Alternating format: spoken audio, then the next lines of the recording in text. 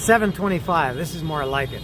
This is the earliest I've left. I really should have left earlier than I did, but here I am on a very, very overcast day, as you can see, and it feels very muggy, very damp, even more than humid. It feels damp, but cool, as you would expect in the morning on an overcast day. And so this is my last day in Hanoi, at least on this leg.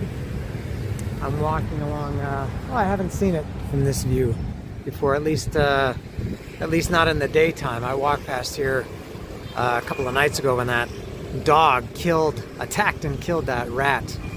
You may have seen that in my other video, but this is the first time I've seen it during the day.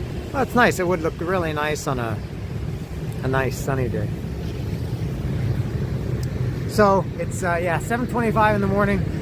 I'm going to do a few things. Now I'm flying to another country today. My flight is at 5:45 p.m. And so you got to be there 3 hours early, which I probably don't need to be. I don't know how that works, but so I'm going to leave. I'm going to go back to my hotel, collect my things at around 2 o'clock in the afternoon. Go to the airport to allow myself lots of time. I don't like to rush. And then catch my fly to my new destination. So today I'm going to do, well, between now 7:25 and 2 o'clock, I'm going to try to get some activities in. I got quite a list of stuff I want to do in it's a decent amount of time. You know, when you're flying late in the afternoon, that gives you a good part of the day, as long as you wake up and get out at a decent time, which I did. The place I'm going now, they open at 7:30. I guess maybe it would have been a little bit better to be there at 7:30, but I don't think it's going to be too crowded at that time. It's only open from 7:30 to 11:30 in the morning. And I'll tell you what it is. It's Ho Chi Minh's Mausoleum and Museum. I went there the other night in the second episode, which was my first day in Hanoi. But obviously it was closed. They only open 7:30 in the morning to 11:30 in the morning. That's it. So I'm going to go there today. I was only outside the mausoleum. Today, hopefully, if everything goes according to plan, I will be inside the mausoleum and see Uncle Ho and a few other things I've got planned that I checked Google Maps of the things I want to do and saw things that were in relative proximity to Ho Chi Minh's stuff. There's like 3 things related to Ho Chi Minh around there. The mausoleum, there's a Ho Chi Minh Museum, and I think his house. His house is on stilts. So that's where I'm off to right now.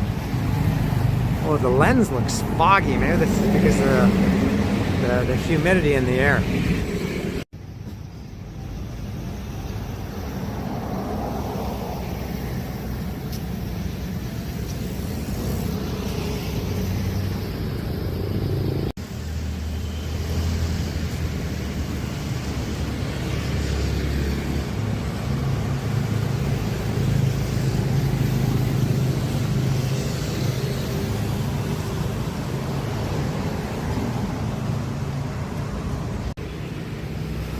Starting the day with a slight problem. Shouldn't be too bad, but I have to go to the bank. I'm down to my last, like, 40,000 dong, which sounds like a lot. It's like $1.50 or something. And Google Maps told me I was supposed to go, there's a street back there, but the street is actually an entrance to this military barricade. Oh, he says I can't film. Gotta be careful where you point your camera in Vietnam, even on a public street. So Google Maps said that the bank was down a road, but it turned out that that road, that little street, it goes through these, and I'm not sure if this is military over here, but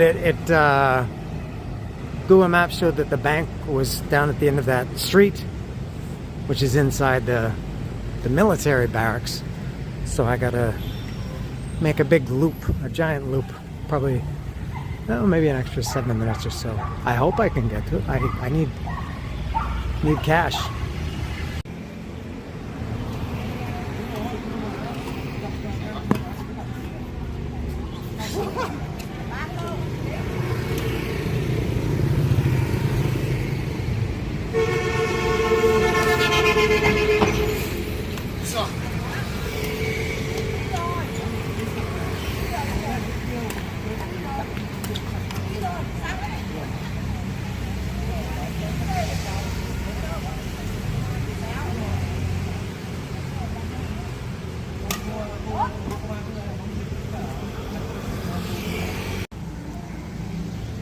And the geriatric crowd gets in on the badminton action too.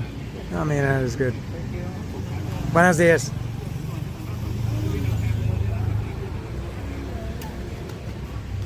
Oh, not the best reflexes on that lady. Good effort though. So I have finally made it to a bank. This is not the one I was looking for. I had to walk to another one. It's now after 8 o'clock. That fiasco cost me about half an hour of extra walking that I had to do. So I will waste no more time and I will go get some money.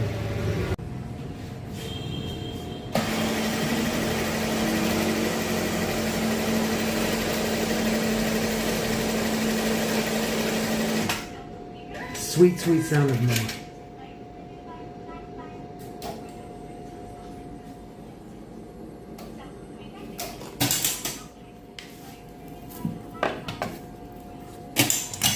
There we go. That's 1.5 million dong. Winmart. Haven't seen one of these. I'll go in and check it out. See what they got. Oh, no, I won't. They are not open. Never mind. Country is very frustrating. I tried to go in here. Ho Chi Minh's mausoleum is here. For some reason, this exit you're not allowed. I mean, this entrance you're not allowed to enter. I have to go all the way to the other side. And as I was here a couple of days ago, if you remember in that episode, I said how massive this place is. It's really, really far, and I don't walk straight down. I have to walk up here, around this giant plaza here. This is like probably an extra 20 minutes, maybe more. No, I think more than that. And there it is. The mausoleum is right there, and I'm walking away from it. Away from the guns. Away from the guns. So I've walked from that corner.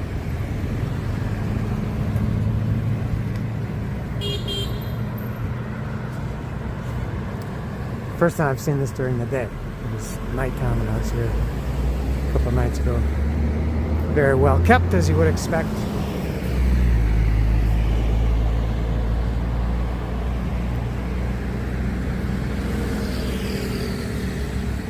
Oh, the line is massive, massive, massive. Like the longest line I've ever seen. Which could be cut in two if they had both entrances open. Now, who am I to tell this government, or any government for that matter, how to do their job? I will continue to bemoan, and here I am right in front of it. It's right here, directly in front of me. But I gotta walk all the way down here and around behind that yellow building and then go in there. Look at that line. The line, I don't know if the camera can pick it up, but you go in there obviously. The line, although it's constantly moving, it's more, it's a little bit deceiving, I think, that line. Now I tried to go in where I went in the other night, and you can't go in there either. So the two main entrances are closed, so I gotta walk more. This is the line to buy tickets, which I am going to avoid. That's just the line to buy tickets. There's 10 times that number of people inside. And I'm going to avoid that line because I'm not allowed to go in because I'm wearing shorts. From everything I read, and I saw videos of people going in there with shorts, but these are considered too short. They're right at the knee, but according to the laws of this country, knees are forbidden. Knees are seen as... Oh yeah, she wants to sell me these things, of course, so I can cover myself. No. Yes, knees are seen as a horrible, horrible thing to experience. Apparently in this country, or in this very important place. So I just wasted about an hour of my time.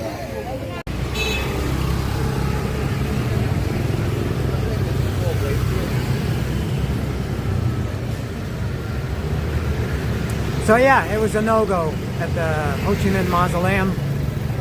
After all that time and effort, it ended up being all for naught. That will be N-A-U-G-H-T. And so I tried, and I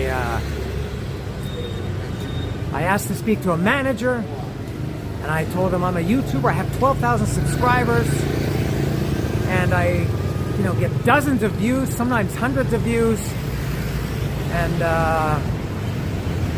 they were not swayed by that. So, and you know what? It kind of, on the one hand, yeah, it bothers me. It reminds me of Mexico. Just crap. Because my shorts were like 3 centimeters too short beyond their minimum length. And I mean, it's knees. It's not like I'm walking in there with my schnuts hanging out. So I don't really. And also, I remember when I went to Ho Chi Minh City, Saigon, a few years ago. I went to there's in a place called Vung Tau on the South China Sea.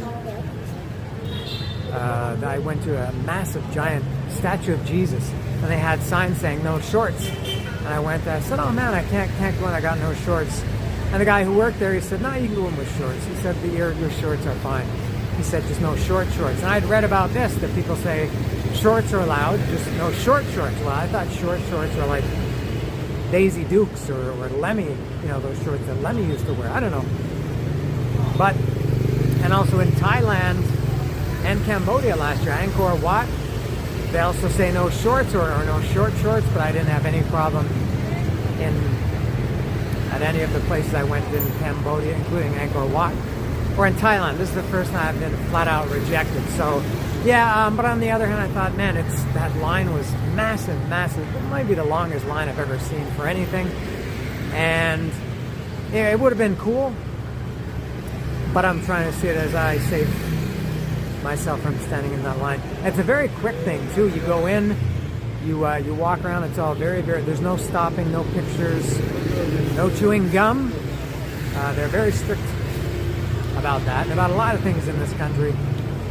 And I guess you're only in there for like 7 minutes or something. So yeah, would have been cool. Actually, would have been very cool. But ni modo, as they say. So I'm going to my next destination, which is I think it's right on this block. I should be there in a couple of minutes. This is my next destination. This is the B-52 Victory Museum. And it looks pretty cool. The building is very nice. Look at this display in the front. Let me read their rules first. Strictly obey all instructions of the museum staff. Dress and behave politely. No cursing, no smoking. Leave luggage and bags at the right places. I don't know if I'm not allowed in with my mochila.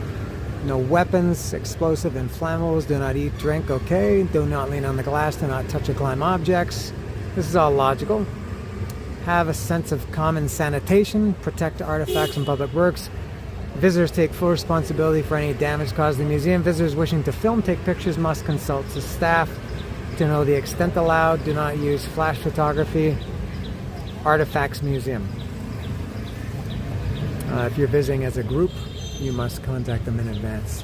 All right. Oh, well, the outside is really cool. I guess I'll start here.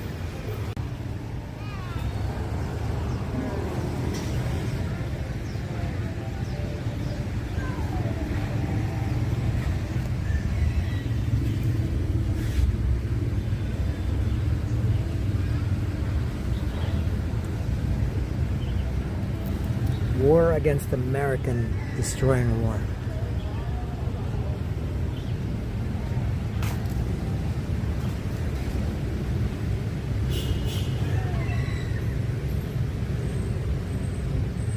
It's funny that they call it the Vietnam War. I thought in Vietnam they call it the American War. Here's some destroyed planes and engines.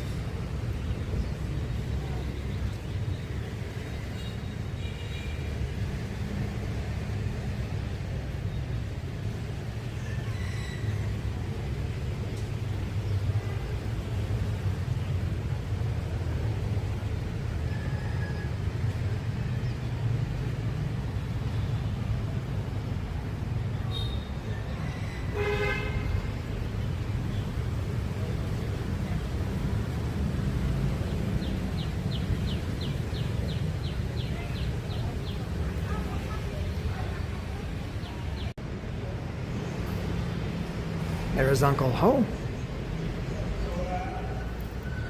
But I'm not sure it's open. I'm getting a lot of this in Vietnam. I don't know if it's because of the holiday or what it is, but Google Maps says it's open. That security tape says otherwise. And there's nobody here.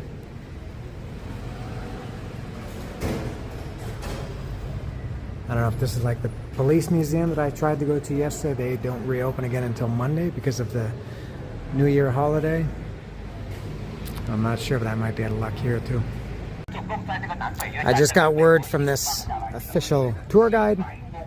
They have these tours, you go in these army jeeps. I've seen them in the days I've been here. And yeah, he said it is closed, as I expected. Tape tells me all I need to know. So one more strikeout. So that's the Ho Chi Minh Museum, the police museum yesterday, this one today. Let's see what else I can find that's also closed.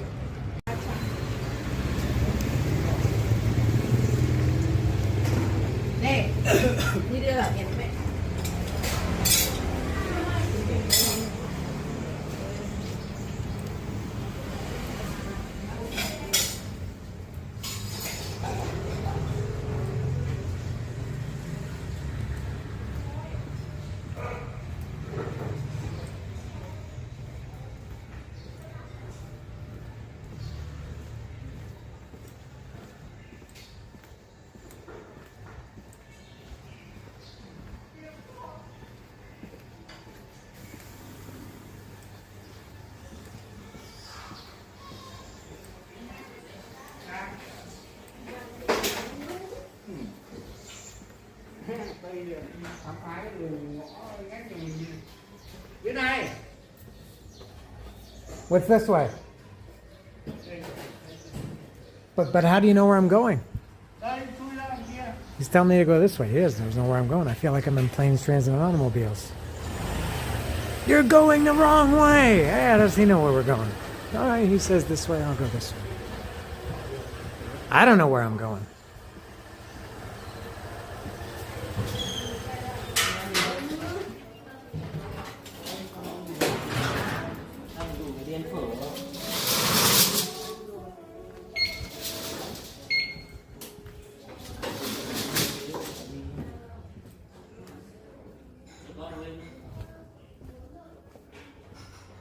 These are apartment buildings, by the way.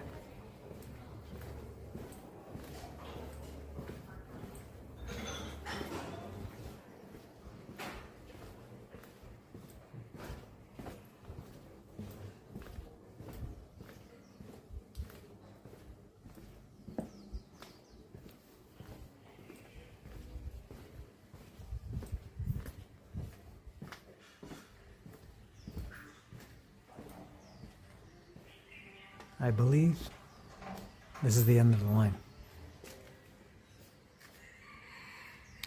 All right.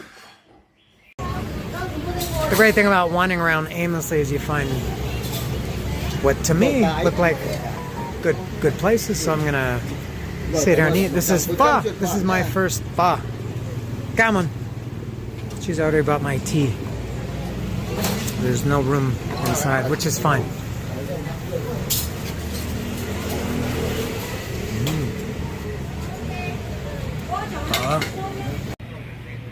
So this is my first pho, I think they call it pho, of this trip. Kind of nice on a somewhat cool, overcast day. And I think it's going to take about, I got some tea also, I think it's going to take about 2 hours before this thing cools down to an acceptable level for me to eat it.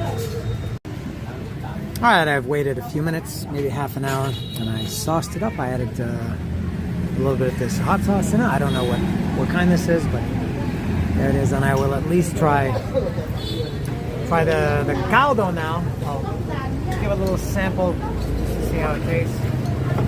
My first pho in, is it 3 years? Have I had any since I went to Vietnam 3 years ago? I don't think so. This is my first pho in 3 years. Alright, so we'll try the hot steaming caldo.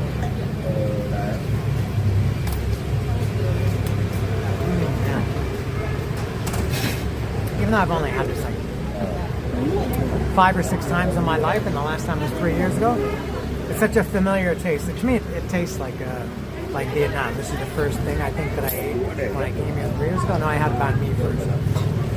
And it just tastes like, I don't know if that makes sense, what I expect Vietnam to taste like. Oh, it's not bad now. The temperature, the bowl is almost burning my hands. I tried to move and I had to remove my hands very quickly. Oh, it's good. All right. And now I'll try the pasta noodles. And this is rare beef they got. They said that that it's so hot that you get the rare beef, and the water kind of cooks it. All right, so let's try this.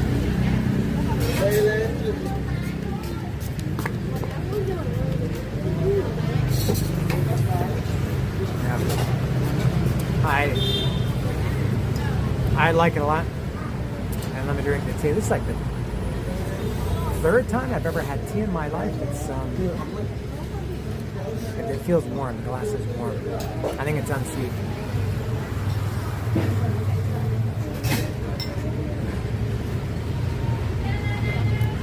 It's almost water. I guess that's the way it's supposed to be. Very good. And here are my surroundings and my food neighbors. Yeah, what time is it? 10 o'clock. I still got a couple of hours.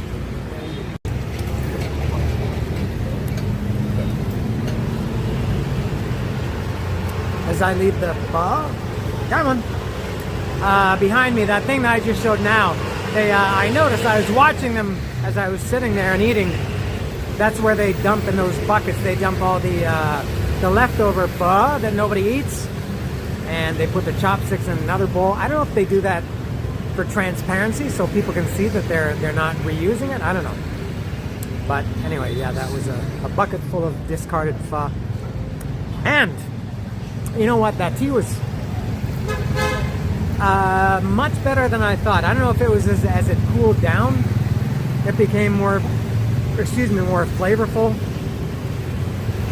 or if just my palate was getting more refined as I drank it. But yeah, it was actually quite flavorful. By the time I finished it, it had a really nice taste to it. They're kind of subtle, but it was there. It just tasted like water when I first got it when it was warm. It was pretty good. It's definitely unsweetened, but very nice smelling and pretty nice tasting after by the time you finish the glass. And the price, 45,000 dong. And I did check, that was for the pho. Total of the pho and the tea was 45,000 dong. That is $1.73 US for that breakfast or lunch. Breakfast. It's 10:25 now. So look at that fried stuff. All right. So and then this was there's that B-52 museum again. And I'm going, I'm not sure what I'm going to do now. I have an idea, but I have to check a few things on Google Maps.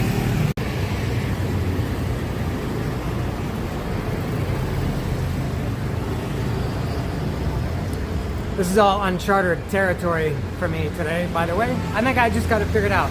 I'm going to go to a record store. It's called the LP Club. And it's only a 6-minute walk from here. I just left the pho place about 3 or 4 minutes ago.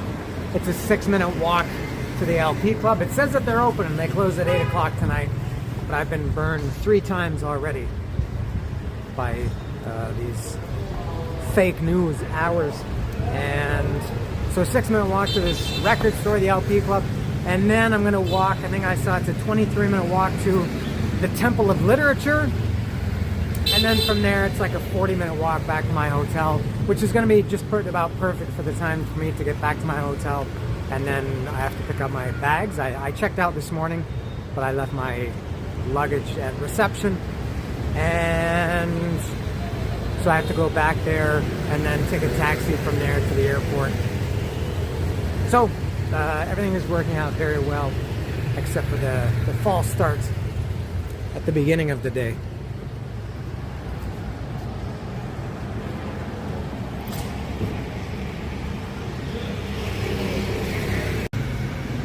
LP Club. And as advertised,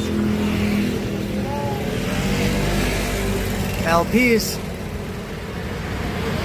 However, I'm a little bit confused because it appears to be a bar or a coffee shop. I see that guy making coffee. Maybe it's what the hell? He's got records up there. Yeah. They're not open. They're not open? Yeah. Are they closed for today, or they don't exist? I think 11 or 12. They open at 11 or 12? Yeah. All right. And where is it? Yeah. Where? Upstairs. Oh, it's up here? Let me see. Oh, yeah, I see. Okay, coming. Oh, yeah. Yeah, well, Google Maps, it's 10:30 now. Google Maps says they're open now. Google Maps, I don't know if it's Google Maps that sucks or these stores are like Mexicans. They just open whenever they want. Well, I don't know if I can come back or not. I'm going to have to recalibrate everything now. Can you believe it? Can you believe this? Can you believe where I am and what I'm about to do?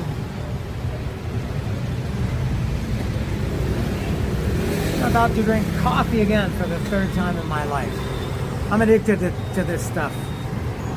I'm at this place that the LP Club / coffee shop, and the guy said he thinks they open at 11 or 12. Big difference there. It's 10 to 11 now. I figure I'll stop and have a coffee, as I have a tendency to do. And if they open at 11, I can go in and check out some records. And if they don't, then I'll just move along to my next destination.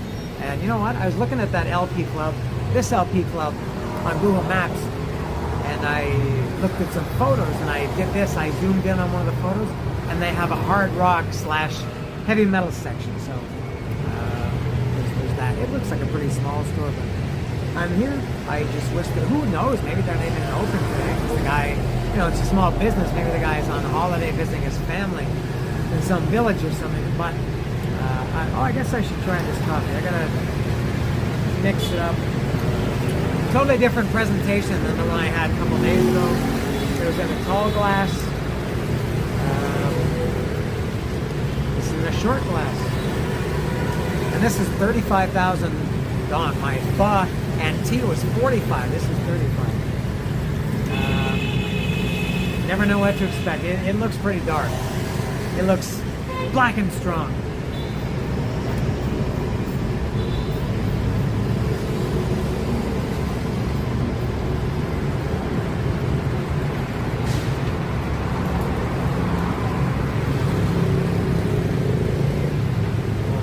Do coffee drinkers, do you still get that sensation every time you drink coffee? The first sip, does it fill you with dread? That first sip, that's like, it tastes terrible. The one I had yesterday started terrible. By the time, it was kind of like that tea I had today. The tea didn't start bad, but it did get better. The coffee started terrible yesterday, but I realized by the time I finished, I thought, that was actually somewhat enjoyable. Maybe this will be the same, but man, it's such a, coffee's just a very strong taste. Here's the coffee shop on this busy avenue. Maybe the record store will be next. So this appears to show that's Tet, that's the New Year, and that I guess is February 21st, which is today. And I just saw a woman go up there. This is the LP Club. I just finished my coffee, and I believe she opened the door to the LP Club. Oh, she took her shoes off. Maybe you're not allowed to wear shoes in there. Oh, it is open. Can I come in? Pardon? Not sure what's going on in here. I hope I can look around at least a little bit. Pardon? Can I look? Don't open. Well, the door is open. I was standing in the door. Of course it's open. My English is... I understand. We can use, I'll turn the camera off and we can use Google Translate. She said yes, so I can come and look around. Yeah, pretty small. It's like an apartment or something.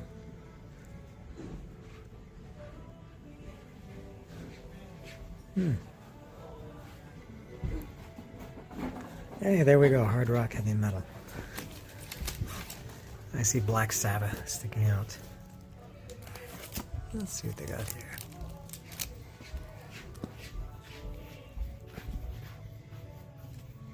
I don't know if these are new or used. Oh, so yeah, they're okay. Well, this one is new. Do they have prices? $850. I have no idea how much that is. I'm gonna guess expensive. I doubt I'll find anything, but it's interesting to look.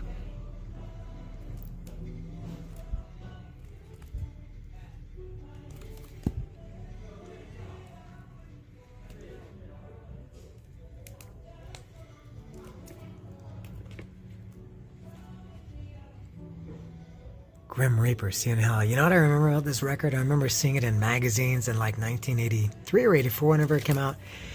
And I thought, oh my god, that looks like the best record ever. The album cover, the band name, the song titles. The album is See You in Hell. The songs were Dead on Arrival, Liar, Wrath of the Ripper, Run for Your Life, All Hell Let Loose. And then I heard it, and I had the same opinion of Grim Reaper as I do of Coffee. I thought it sucks.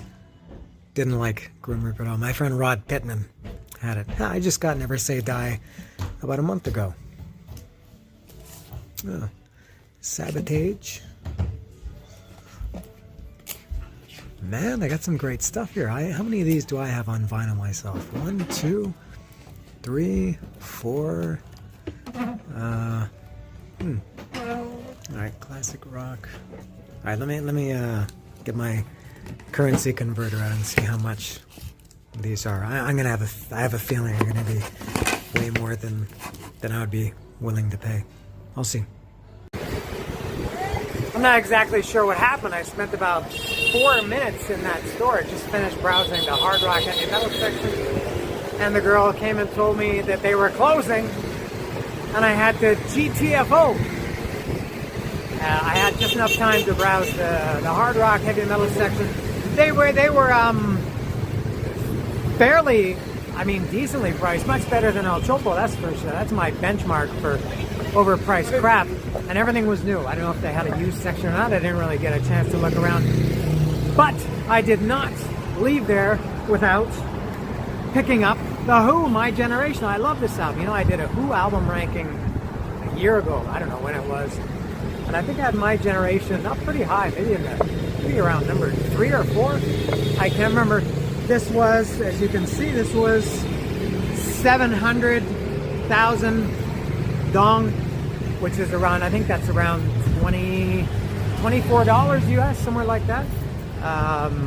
That's a fair price for a brand new sealed record. Excellent. So this will be featured in an upcoming episode of I Want to Talk About This Album at some point. All right, I'm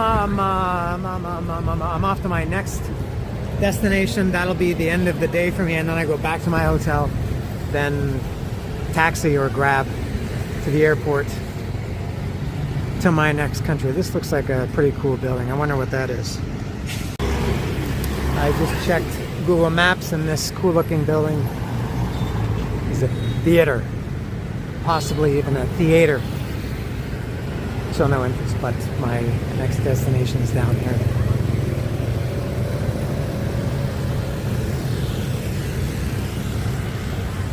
Nice looking building.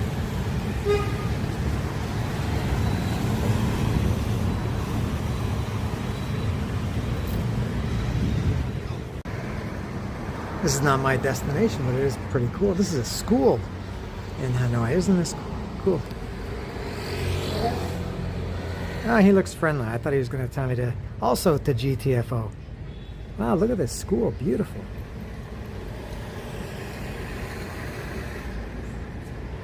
Oh, very nice.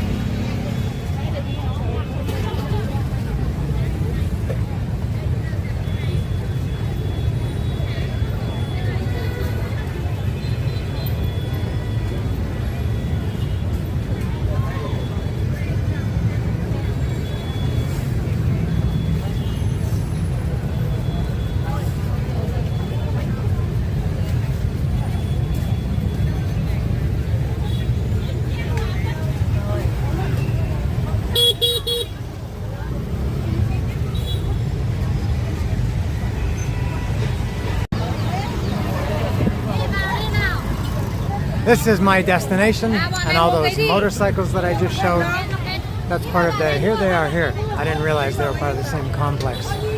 This is called the Temple of Literature, and it's kind of, I'm not exactly sure what it is. It's like a place of worship, it's a temple. It's a giant motorcycle parking lot. I think it was the first university ever in Vietnam. Well, I think that's part of, it's all, you know, big grounds here, very nicely maintained.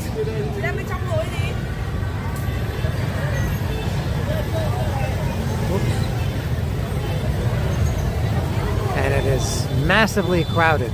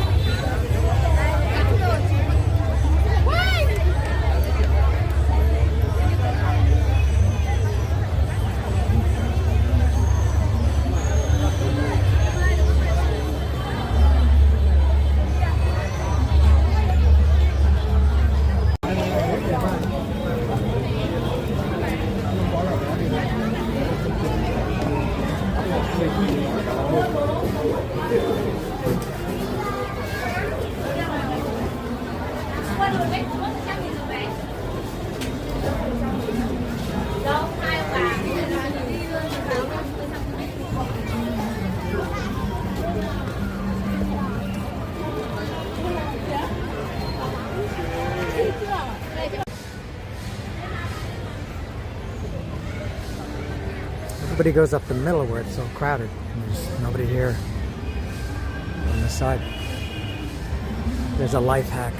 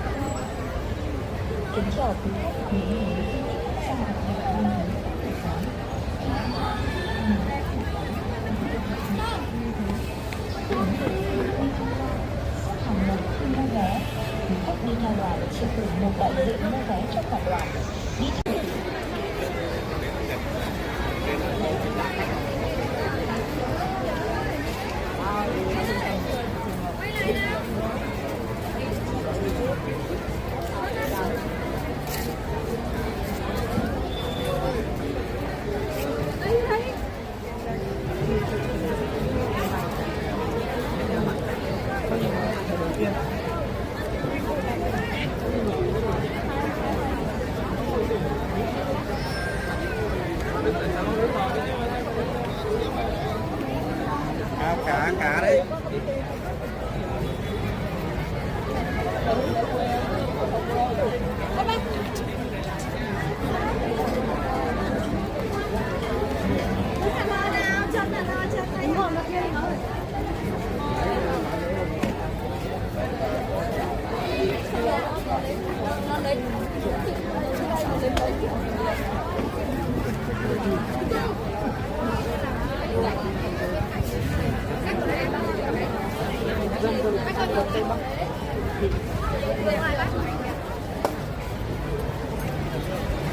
Mình cũng dân tộc này.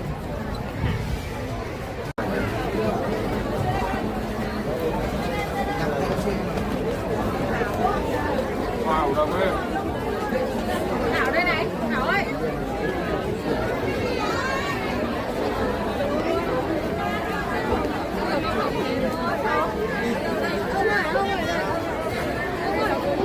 Cái cổng rồi.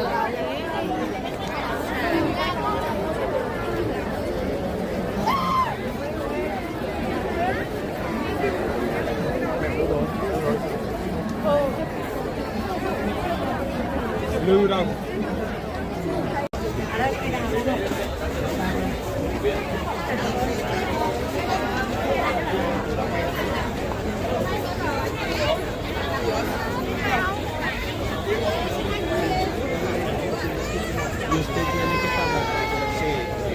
Cái bên này có mà.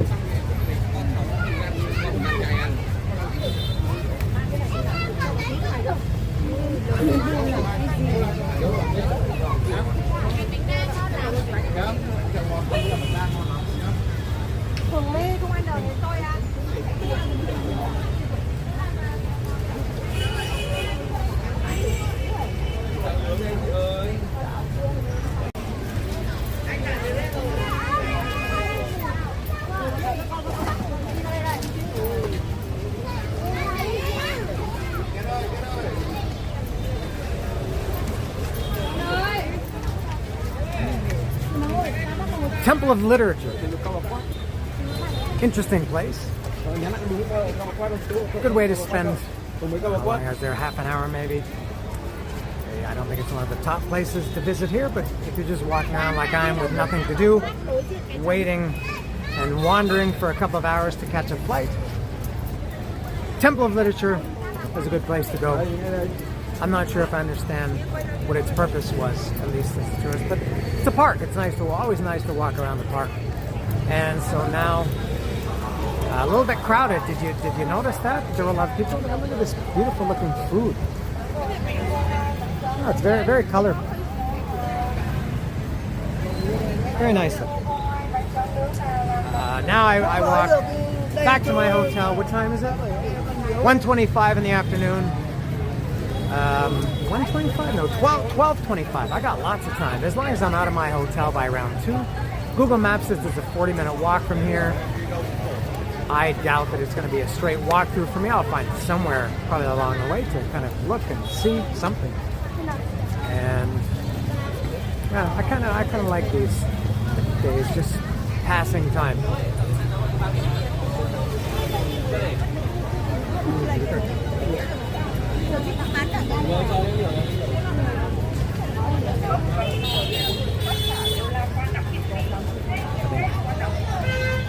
population of Vietnam is, sorry, of Hanoi, is about 9 million people. I think about 8.5 million of them are here right now at this Temple of Literature.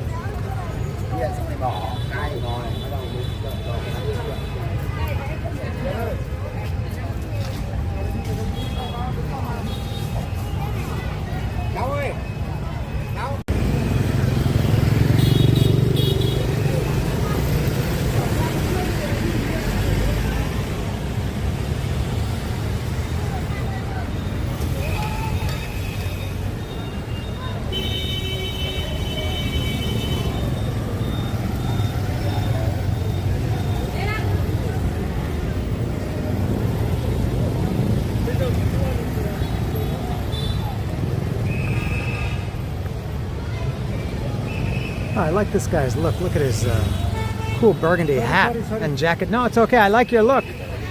Cool look. Cool burgundy hat. Oh, she's gonna, or he is gonna, is he gonna get out of there? Oh, there it goes. Oh, I can't go this way. I gotta wait for, that is a woman. Couldn't see from the glare. No judgment passed. I'm just making sure I have the correct gender.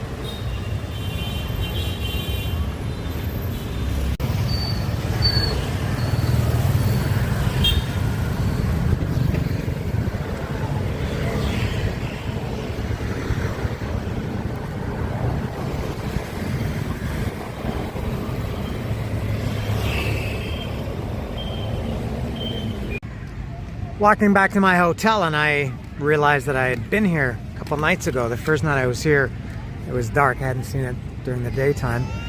And I also hadn't realized that this statue was on my list of things to see, but when I came past it the other night, I didn't realize that's what it was.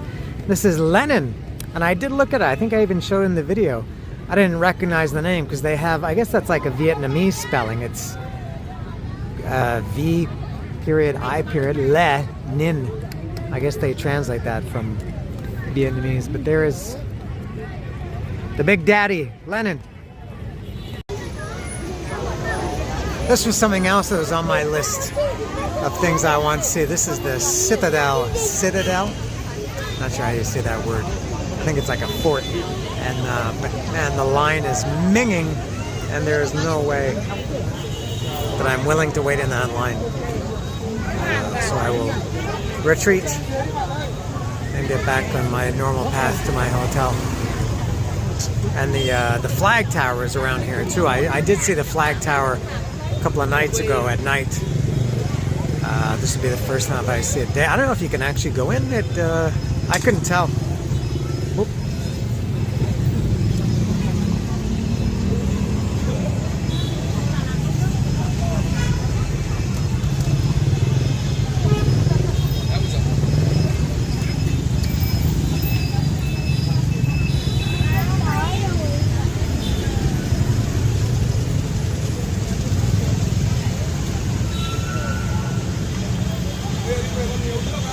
Somewhere in here is the flag tower.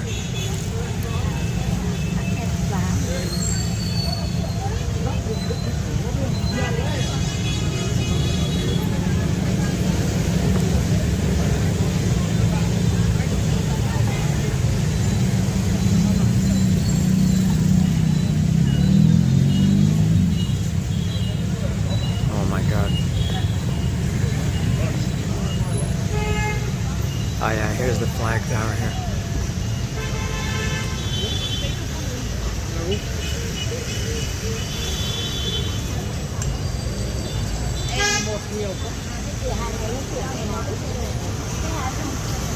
I can see it from here, it's good enough.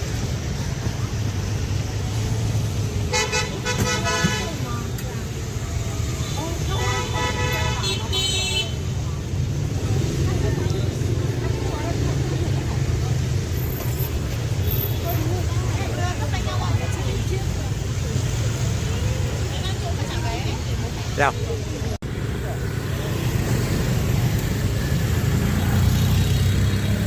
So it seems the Citadel, this is the entrance. Well, it's not an entrance. It's an entrance, but it's closed and the flag tower are part of the same complex. I think the Citadel is up there. This is the entrances. I think that's where I was a few minutes ago.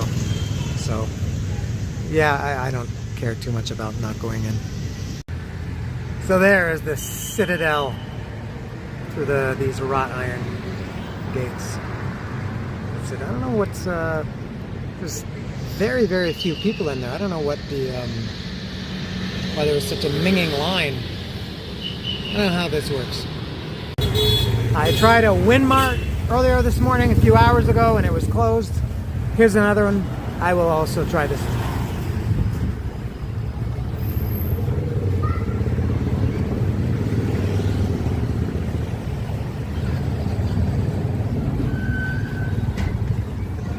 Same one now. This is a different one that I tried before. Alright. Oh, this is more like a mini supermarket rather than a convenience store. Oh, it's chilly in here. They got the air conditioning blasting. Permiso. I'll see if I can get some snacks to eat at the airport. Here they are. That's a pretty paltry selection. Actually, I would even say quite paltry. Sushi Lays. What is this? Oh, sour cream onion.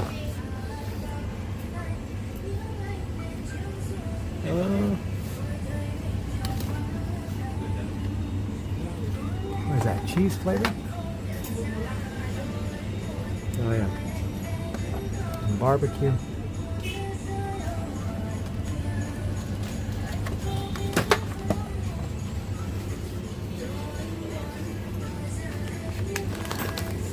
Chicken salted egg.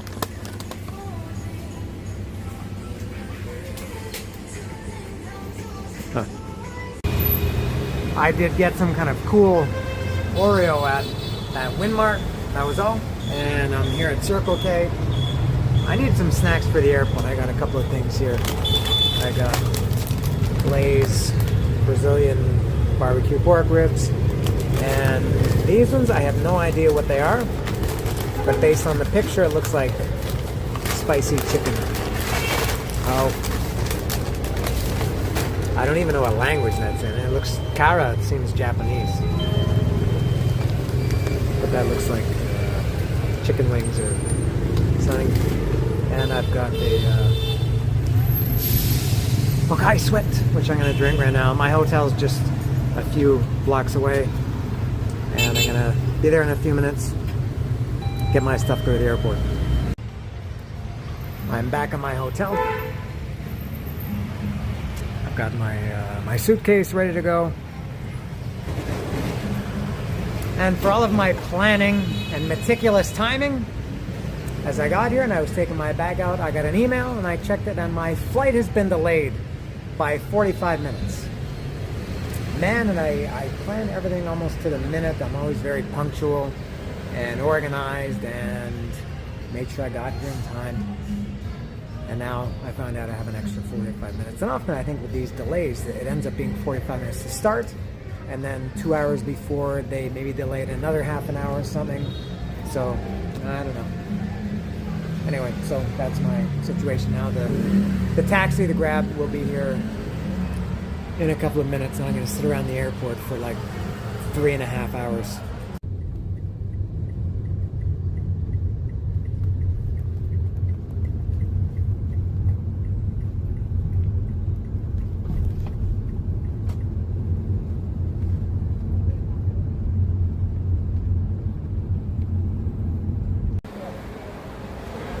I have arrived at the Hanoi, what's this airport called? Hanoi Ba, I think it's called, the Hanoi Airport.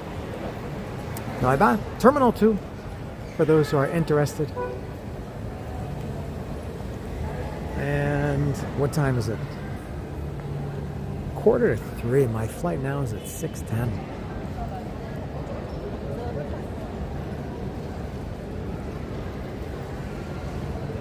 And I have no idea where to go. I'm looking for Thai Airlines. I'm not going to Thailand, but it is, or is it Air Asia? I can't even remember the name of my airline. I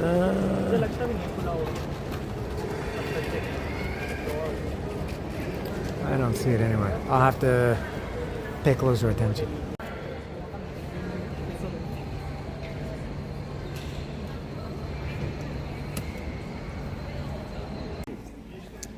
And for some reason, there are several bags of banh mi bread and some lettuce. And I've made it through immigration and security with no problems. And now I've got to wait. It's 10 after 3. I got a 3-hour wait now. And they always say get to the airport 3 hours early. I think for such a big city, as I said, this is, 9 million people in Hanoi. This is a fairly small airport, or it feels small anyway, this terminal. I've never been here before, so I will investigate this airport.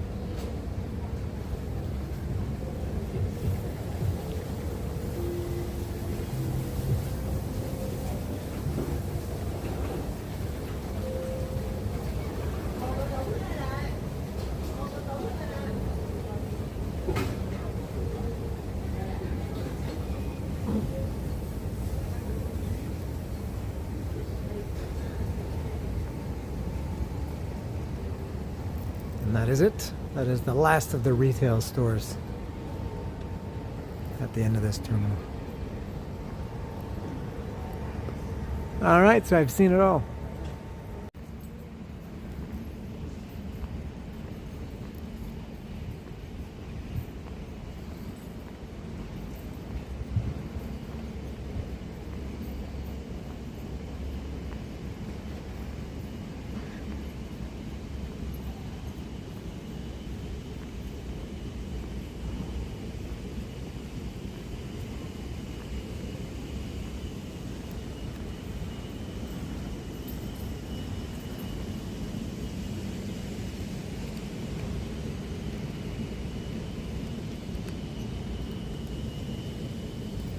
Here I am at good old Gate 44.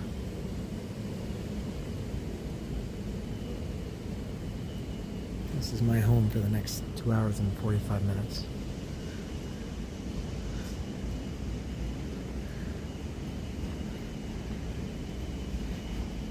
You know, this flight I'm about to embark on is only an hour and 10 minutes. And I get a meal. There's a meal included on it. That's pretty amazing. I don't even know how. I honestly wouldn't be surprised if I have to forgo that meal. I even got to choose it in advance. Good airline, as I said. It is called Air Asia. It's Thai Air Asia. I guess the Thai part is a branch of Air Asia. And I was able to select my seat. I chose seat 1A on both flights, which is pretty good. And check bag up to 20 or 23 kilos. Food, I was able to pre-select my food. I selected my food 3 months ago when I bought my ticket. On the way there, it should be. I have a feeling it won't go according to plan, but it's I think Thai chicken basil, something like that. And on the way back here to Hanoi in a week is some Malaysian dish, which I can't even remember. But I don't know how they can serve a meal on a 1 hour and 10 minute flight. I don't know if it's a small plane that we're taking, or if not everybody gets a meal. I choose like a premium package to go on, which allowed me to take the bag because I am traveling with a suitcase. I don't know if everybody gets a meal, but I don't know how they can serve meals on a flight that's only an hour and 10 minutes, because it takes like 20 minutes to get up to cruising altitude, 15, 20 minutes, and they gotta serve everybody, get everything cleaned up before they land, you know, so I don't know. We'll see, but I'm pretty hungry. I think I'm gonna eat some snacks now. I gotta fill in my digital arrival card for my destination. You gotta do that within 3 days of arriving. I went to do it like a week ago, and it said you got to wait to within 3 days, so I'll do that now.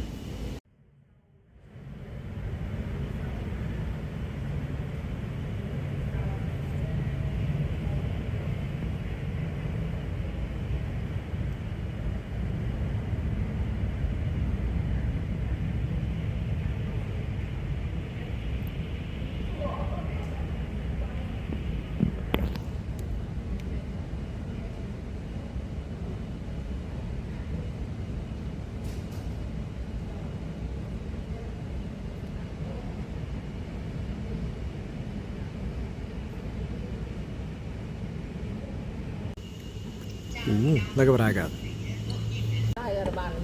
These are individually wrapped. I guess they're like little cakes, little Oreo cakes with marshmallow inside, and I think red velvet cake. But they look like, my God, did they make these things any harder to open? They look like, if you're a Canadian, hello Dallas, and maybe, I hope Lisa, they look like Joe Louis. Are they coated? Yes, they are coated. Yeah, they do look like mini Joss Lewis.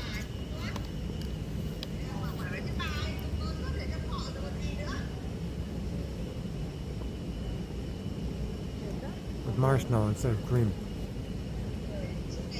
Oh, they're chocolate. I don't know why I thought they were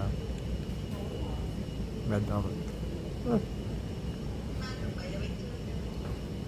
There's nothing Oreo about this. Well, it looks it's you know, brown and white like an Oreo, but this bears no resemblance to an Oreo except for the color scheme.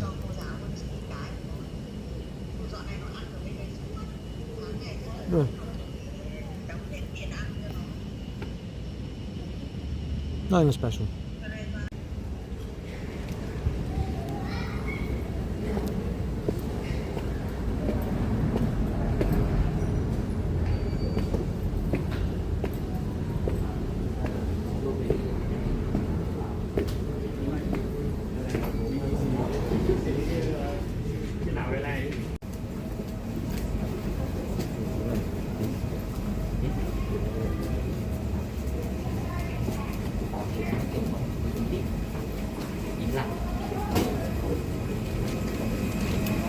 dần á, chứ không phải là bỏ Việt Nam.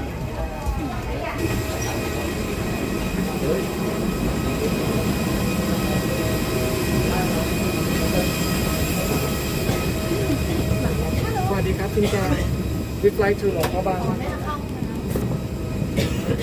Hello. Right here, 1A.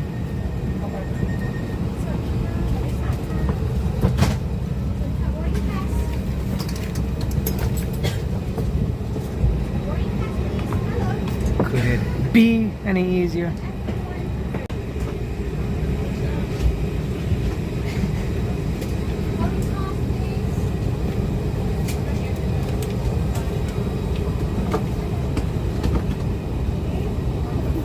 Look at all those peasants back there in rows 2 and 3.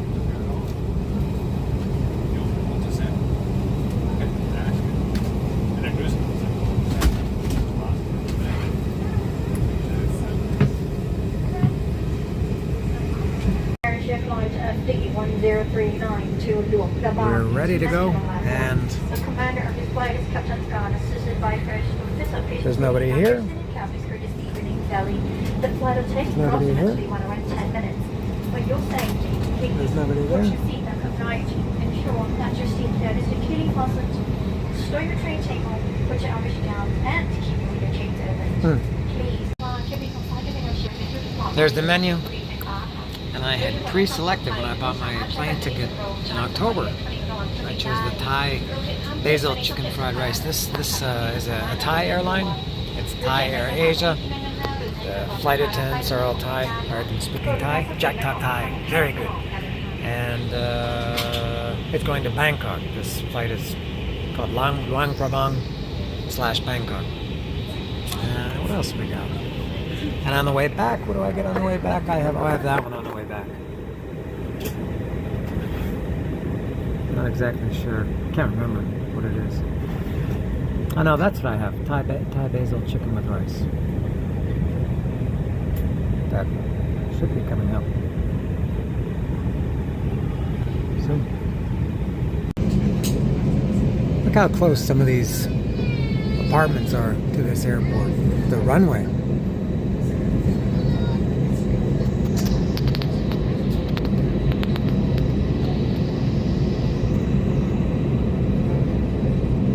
Flight is delayed another 10 minutes.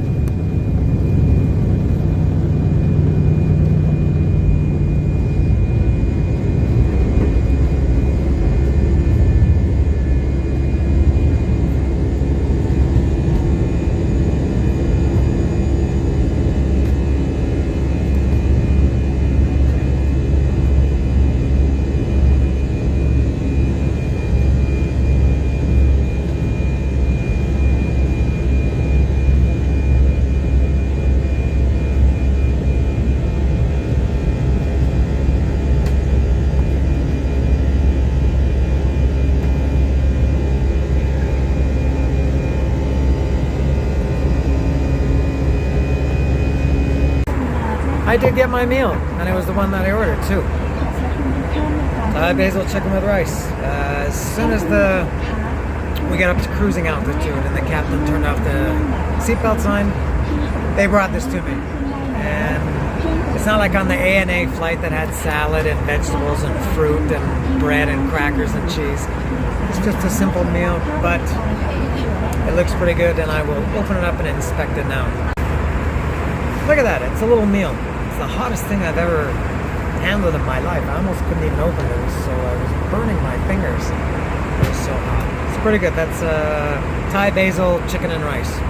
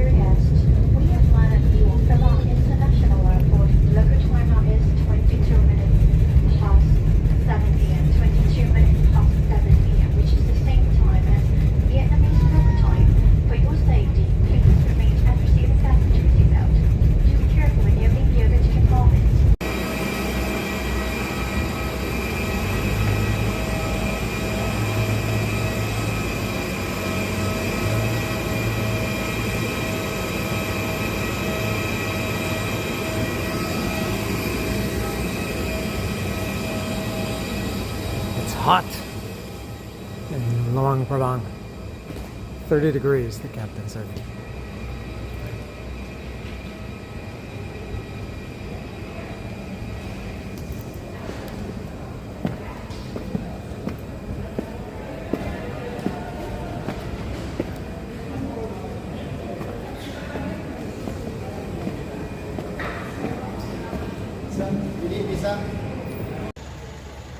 There was some real crap to start this trip, which of course I will detail later.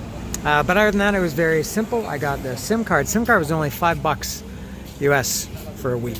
And I had pre-downloaded the Loca app, which is like Uber, or in Thailand and Vietnam, it's Grab, which I've used a couple times these days in Vietnam.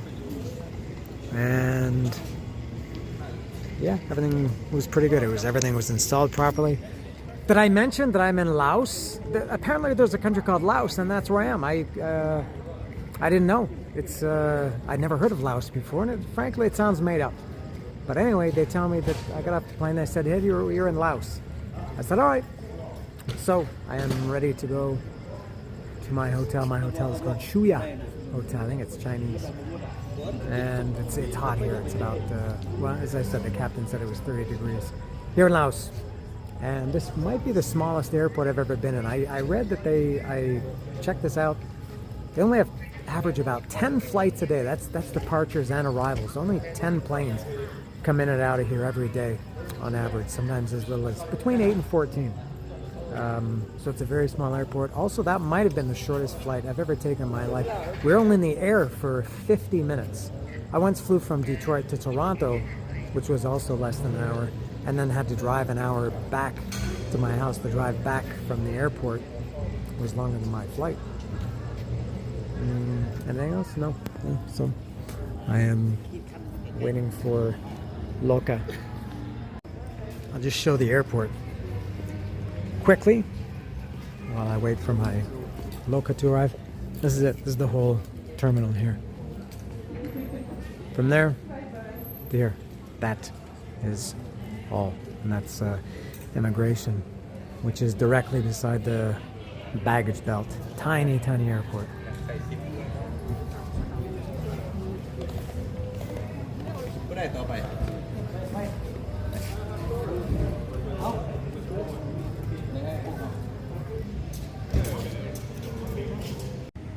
Look at this car. It's called a V car. Wow. In Mexico, they're still driving broken Pintos. Thank you.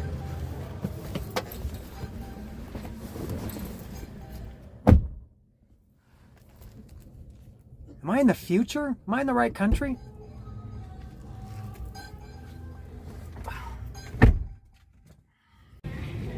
Out of the futuristic car, 7-minute ride from the airport to the Shuya Hotel. This hotel is around, I think it's around $11 US a night.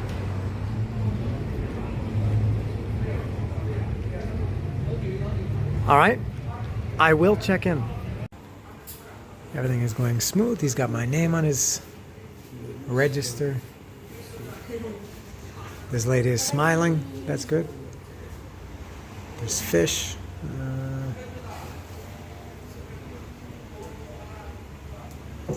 Oh, I'm happy again. 100. Can you see? First floor, 120. It's $16.16 US a night. 16. I'm staying here 3 nights. Tonight is kind of a waste because I'm getting here at 8:40. 128. Hold on, let me put my bag there and check so I don't haul it around. Ah, here we go. All right, let me get my bag. All right.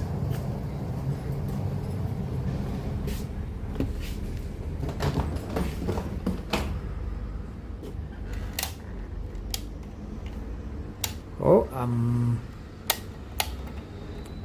oh, you gotta put the key card in. There we go. All right, what does this look like? Oh, wow, this is awesome. What a big shot I am. I get front row on the plane, a meal, 2 beds. This room is huge. This is like the nicest hotel I've ever stayed in my life. I'm very happy with this. I see air conditioning. Oh, very cool. See the bathroom. Oh, excellent. Where's the light? Here we go. No. Nope. Ah. Oh, there we go. All right. Oh. Wow, what a deal for $16 a night.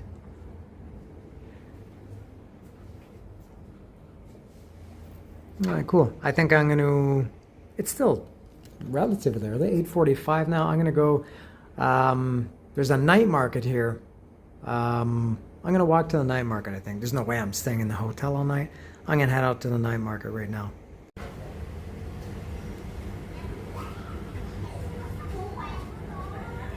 Time to go.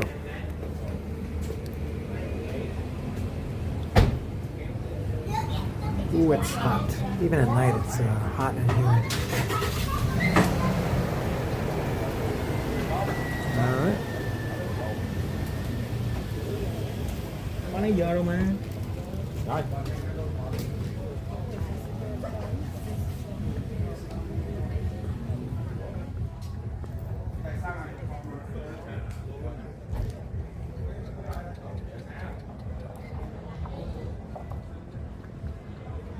This is a dusty town, really. There's dust in the air.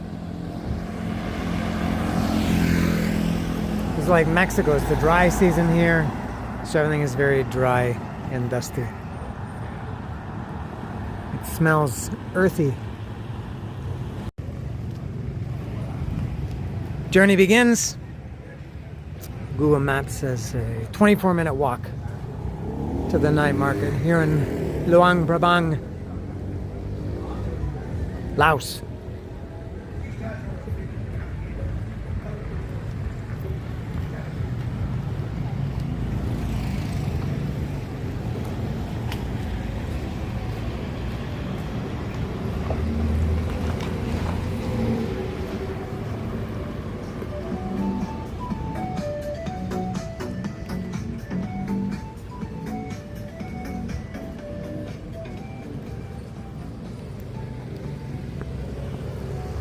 It's a new country. It's so exciting being in a country for the first time. And I'll give you a few facts about this town, Luang Prabang. The population is 55,000 inhabitants here in Luang Prabang. And the whole town, not just one specific spot, the whole town is a UNESCO World Heritage Site. I'm not sure if there are any other full towns that have that designation. There are some specific sites, including some in, I think there are a lot in Mexico. But this whole town is a UNESCO Heritage Site. And the town, this is a strange thing, they have an 11 o'clock curfew in the town. The whole town shuts down at 11 o'clock. If you are outside after 11, you will be told to return to your residence or dwelling. I don't think they would arrest you, but they will tell you, get out of here.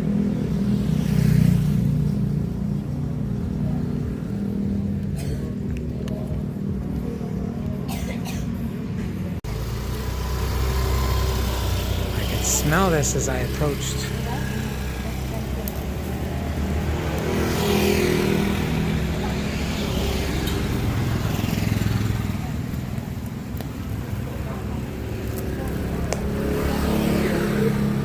Looks and smells and sounds good.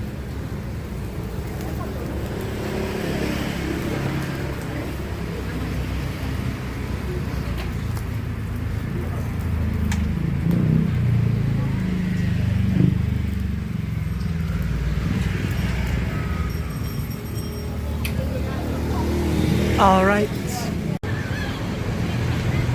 After a good start, I found a convenience store almost immediately. This is the national beer of Laos, Beer Lao. IPA, Gold, White, and Lager.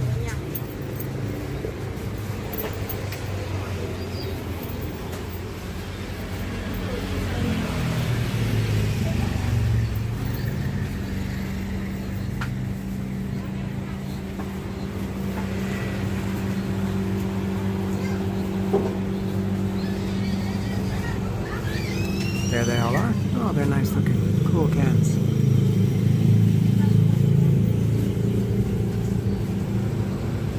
Oh, here's what I'm looking for. Alright, we got some salty snacks.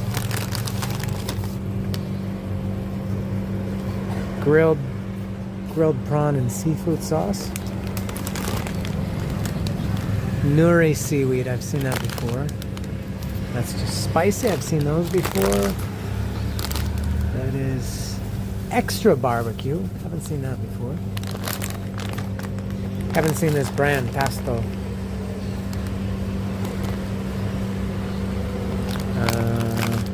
Japanese seaweed.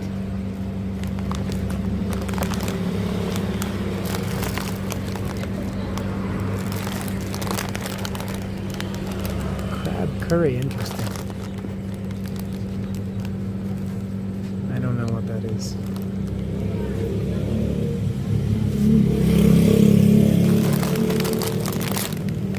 I don't know what that is either.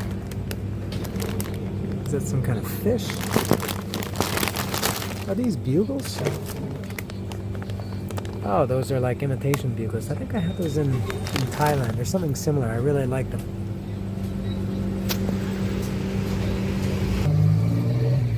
I see a few Pringles or off-brand Pringles. Haven't seen this brand before. I don't know if I can't remember if it was Cambodia or Thailand. One country had like 10 different kinds of off-brand Pringles. Are these peanuts or peas? Peas. Peanuts, barbecue. Peanuts. Shrimp flavored peanuts. Oh, there's another one here.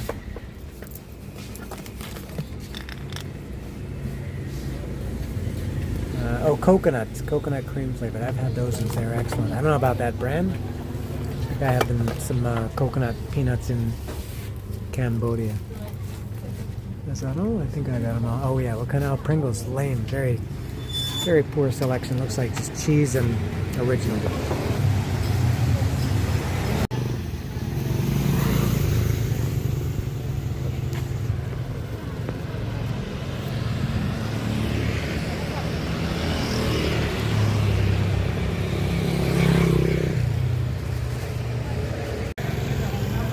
I have arrived at the Luang Prabang night market. Oh my god, and no, this guy's trying to get my attention. By the looks of it, it looks like the whole town is here.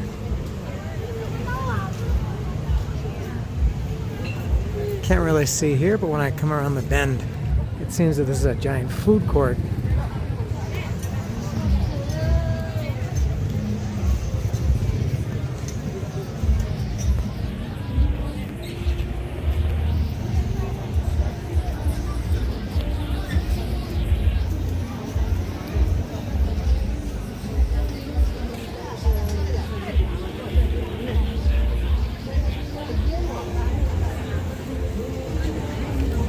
Well, maybe not quite as many people as I thought. Oh no, lots of empty tables.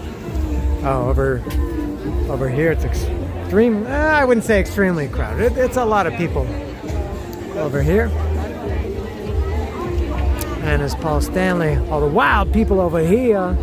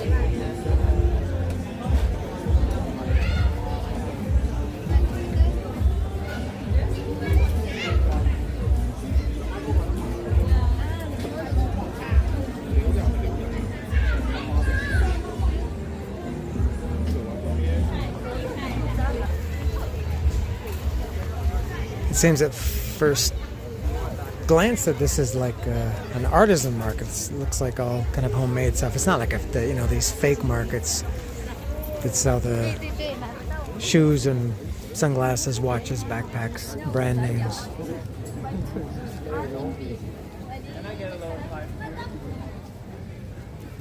I'll probably buy a couple of tank tops at some point because it's hot season.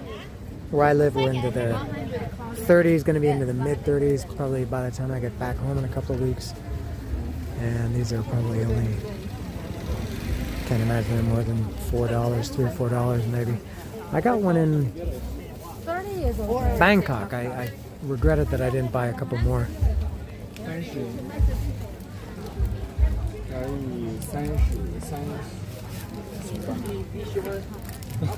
Okay, I use the WeChat.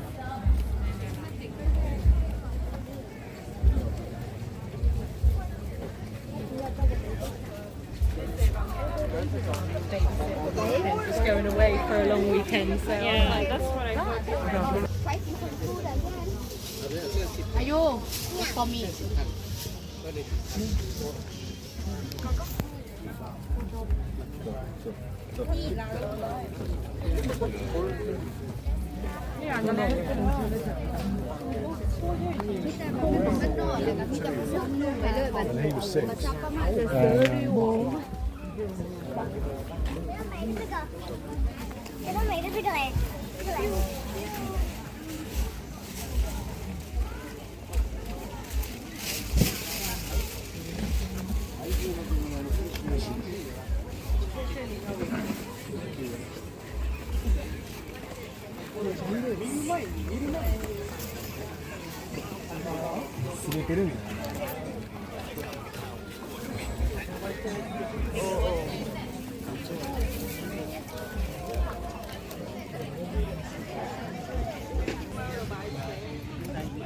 This is nicer. It widens up and is much quieter. Avant c'était mon frère.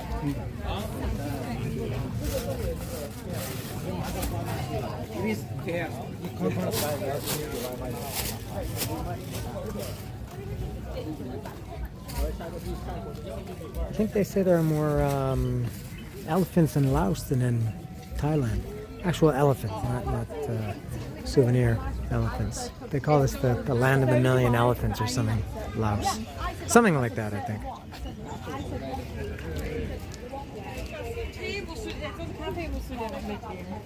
Ja, ich muss natürlich meinen Nachbarn abholen.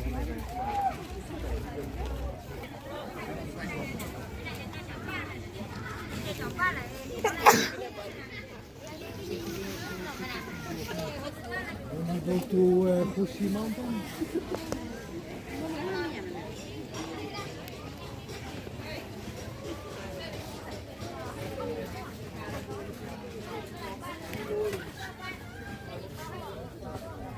Haven't seen this brand? Oh, that's the peanuts put in a bag.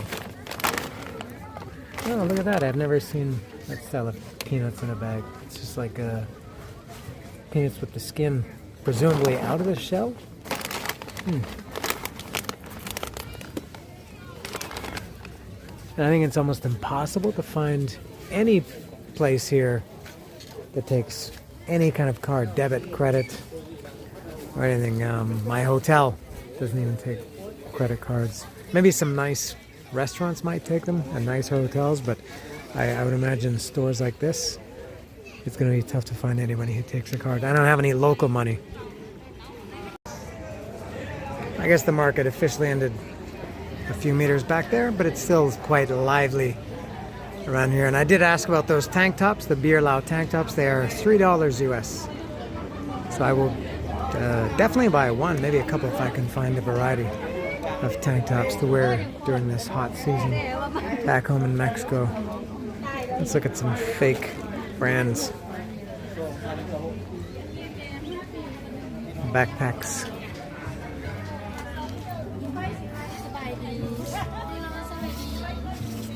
Hello. Oh, it's all warm clothing.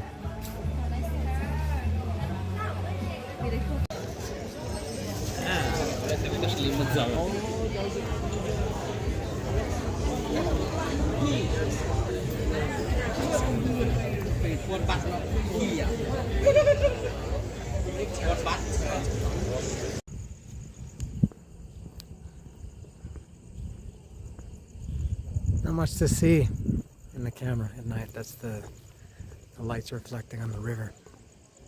Interesting.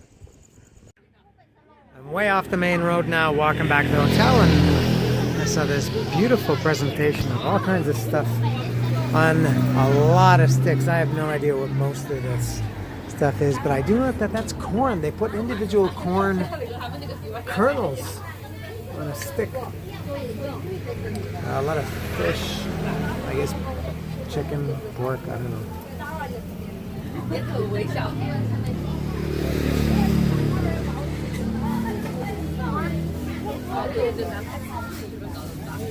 Squid, this is some kind of fish, I guess. And this, chicken feet.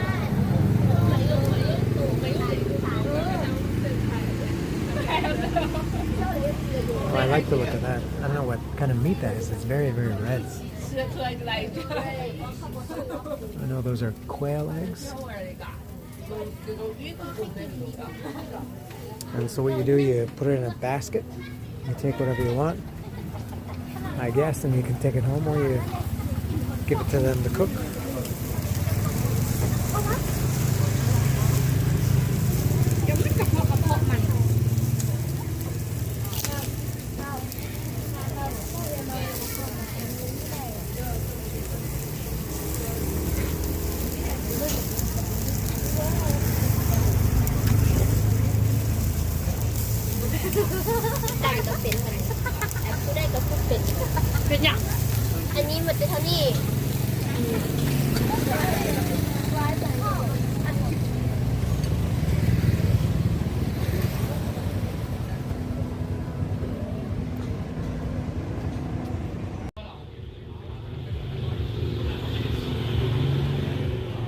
Back at the hotel at 10:20.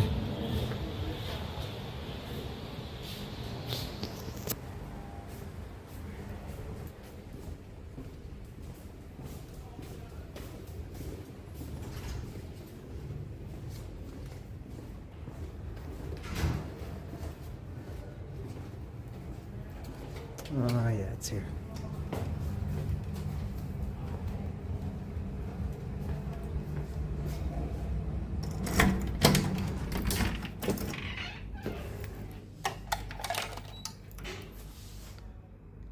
Yeah. Okay, so I will wrap it up for the night, but not without telling the story of what happened at the airport. As you know, I was in 1A. I was a big shot for the first time ever in life, and got off the plane. I was the first person in immigration, and immigration, that's the closest I've ever seen from the shortest distance from the plane to immigration was very, very short. Sometimes you walk forever. And I was the first in line. Now, you have to, when you arrive in Laos, like you do in a lot of countries, you have to kind of register. And the old way, you know, they used to give you these paper forms either on the plane or when you arrived at the country, at the airport. And, you know, you put in your pertinent information and you're registered in the country. And Laos, recently, I think less than a year ago, I think they did everything. They started doing everything digitally, so you could you know, do this online 3 days before you're traveling. I tried to do it like a week ago, and you can't. You only allow to, because you have to put in the date you're arriving, and they only allow the upcoming 3 days. And I meant to do it earlier, but you know, I was in Hanoi and I just kind of forgot about it. So I did it at the airport. As long as you do it before you arrive, it's okay. You don't have to do it 3 days in advance, up to 3 days in advance. So since I had a long time to wait at the airport in Hanoi, I thought this would be the proper time to do it. So you got to put in like your, you know, a lot of stuff that's on the visa already, which I already got at the beginning of January. You have to put obviously your full name, birthday, all your passport information, your passport number, the date it was issued, the date it expires, where it was issued, your nationality, your place of birth. What else? You have to put obviously your phone number, your job, your religion. No, I don't think religion. Your residence, where you're staying here, hotel name or address, whatever. And so I did all that on my phone while I was waiting at the airport in Hanoi, and I submitted it. And it's free to do this, of course. You don't have to pay for it to register. And I submitted it, and it said your submission has been accepted, and it had 4 check marks for each of the 4. So one is the passport thing, one was the personal information. So check mark, check mark, check mark, check mark, and it said verification code, but it was blank. I thought there should be like a QR code or some kind of alphanumeric passcode or something, but there was nothing. And I thought I'll take a screenshot. I take screenshots of everything because you never know when things are gonna go south. So I took a screenshot of it. And so anyway, so I got off the plane, got to immigration, first person there, had my passport out, my visa was printed, and I gave it to the woman, and she said, "Where's your registration form?" I said, "Oh, I did it online." I thought when they scanned my passport, I thought it would automatically come up in my profile, the information that I'd entered a few hours prior from Hanoi that I just talked about.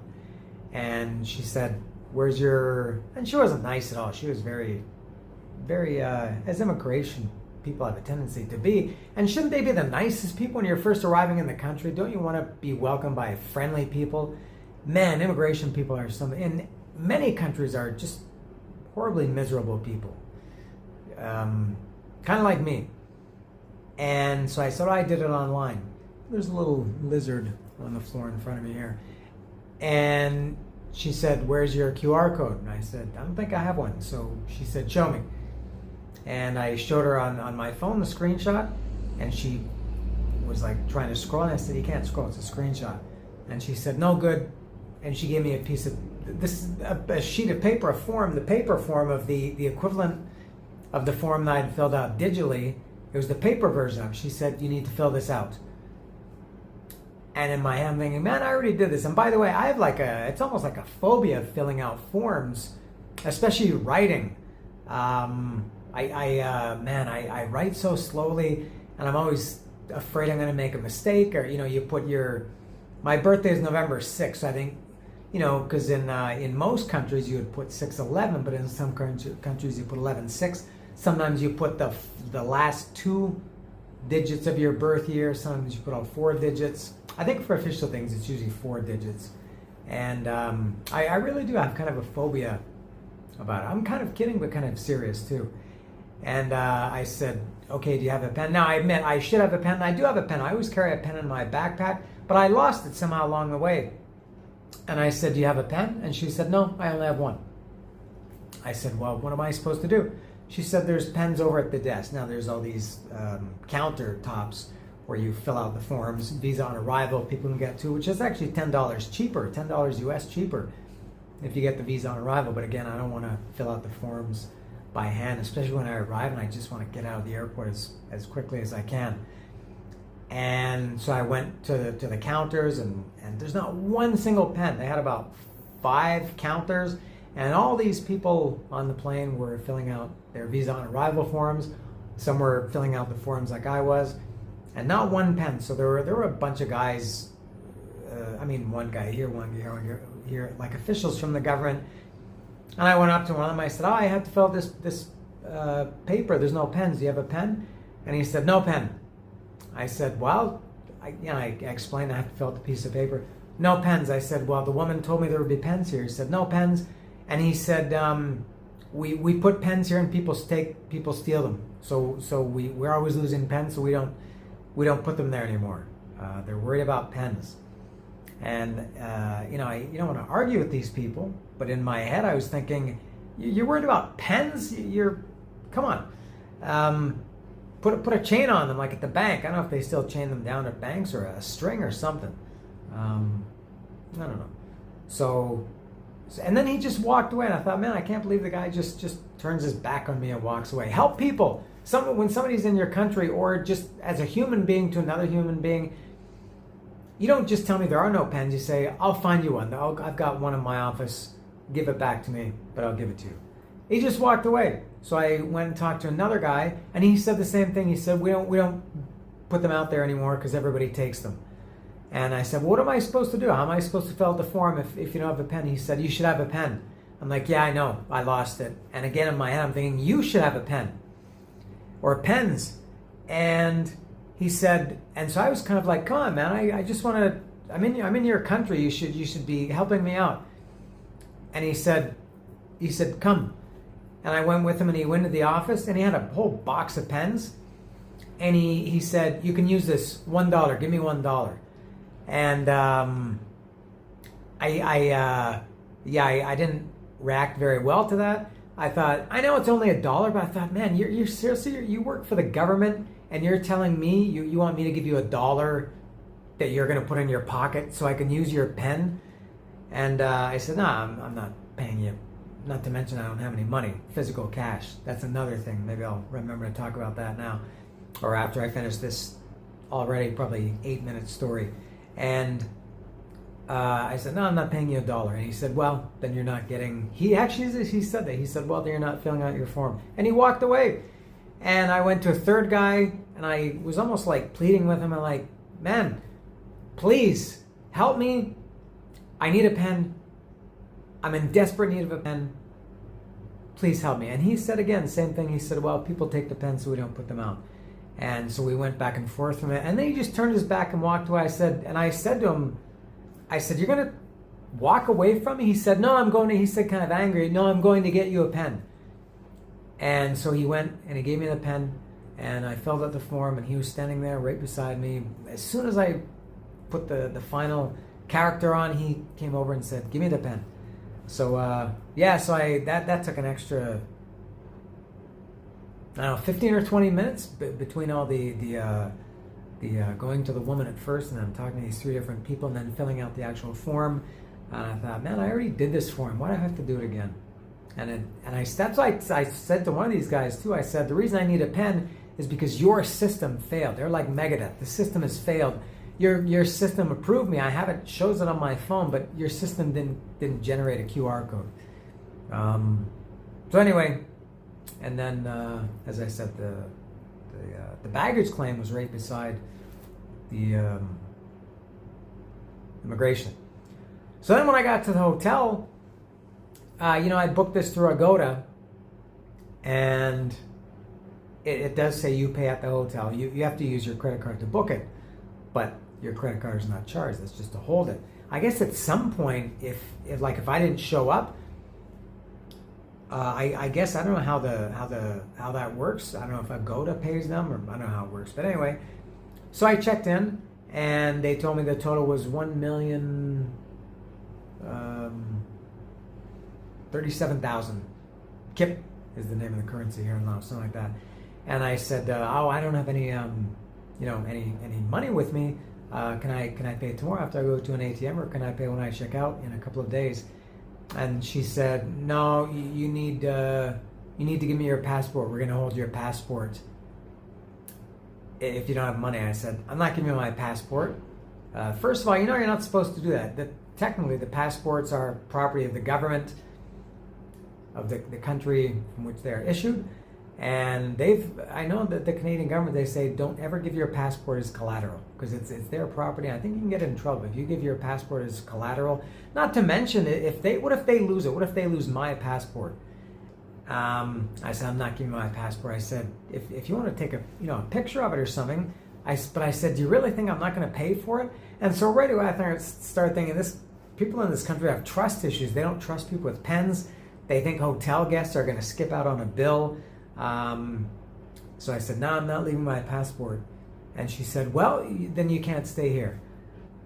So that went back and forth, and I, tried to explain to her. And so anyway, so she finally agreed to allow me to get the room with the promise, I guess, that I'll pay at some point in the future. And so, yeah, man, right off the start, I thought, this country is... And I was more excited about coming to Laos than Vietnam and Hanoi. What a bad start. And honestly, it does put me in a bad mood. And so then I walked to the market, and man, nobody. I went in many, many stores, not one store. I think I mentioned this earlier. Nobody accepts any kind of cards. I even went in a little supermarket that looked like they had a scanner. I saw the woman in front of me was buying stuff. They were scanning it. They have a computerized system. And I said, do you take cards? She said, no. I asked probably 6 stores if they take cards. And they all said no. And I'm thinking, I'm hungry, I'm thirsty. It's hot here. It's 30 degrees. It's humid. And I'm thirsty. I'm hungry. And it's just a very vulnerable and kind of helpless feeling, not having any money for anything. I just at least want some snacks and a bottle of water or something. So I'm here suffering. I feel like I'm in Ethiopia in the 1980s or something. That I'm going to bed hungry. I hear that kids around the world go to bed hungry every night. Well, I'm going to bed hungry and thirsty. They do have water. There are a couple of bottles of water over here, and it's okay. That's better than nothing. But as I said, it's hot, and there's no fridge in this room, so I'll drink some room temperature water before I go to bed. So that's all. So that was that's my welcome to Laos. Not a very good start. Hopefully, once I wake up tomorrow, and it's going to be nice and sunny. It's supposed to be like 35 this week. And I'll start my activities, and I might have a hard time finding an ATM. This is a really, really, really underdeveloped country, more underdeveloped than Cambodia, than Vietnam, Thailand, any of those other countries. Laos is really, they really struggle in some regards. So I'm sure I'll find an ATM somewhere, but it might be difficult. So that is all. That's my tale of woe. Poor me. That I'm in a country on the other side of the world and I'm complaining about it. But here I am, and hopefully a fresh start tomorrow. That is all. Thank you for watching. I think I'm going to put this episode up. It's now Saturday for me. I don't think I'm going to put this up. It's I took my watch off. I think it's getting close to 11 o'clock now. There's no way I want to put this video together now and upload it. So I think I'll... yeah, by the time you see this, I think it'll be Monday. I'm not going to put up any videos on Saturday or Sunday. I need a break from doing this. And it's a little bit later than to start putting these videos together. It doesn't take a long time, but I don't know how fast the internet is here either to upload them. So, one more time, thank you for watching. That is all. Good night. See ya.